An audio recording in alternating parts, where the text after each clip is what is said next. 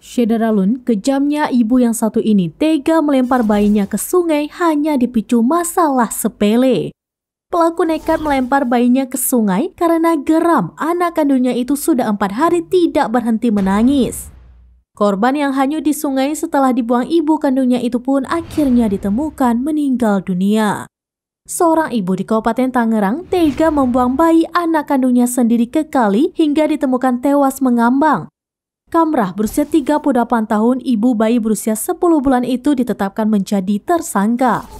Dikutip dari Tribun Jakarta, pada Rabu 5 April 2023 siang, jasad bayi berjenis kelamin laki-laki ditemukan tewas mengambang di Kali Kandang Gede, Desa Bakung, Kecamatan Kronjo, Kabupaten Tangerang. Kapolresta Tangerang Kombes Pol Sigit Dani Setiono mengatakan, dari hasil penyelidikan, bayi tersebut bernama M. Al-Ihsan.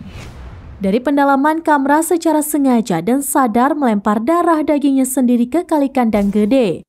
Selain itu, tersangka juga mengaku semakin tertekan karena merasa lelah akibat pekerjaan rumah tangga ditambah faktor ekonomi.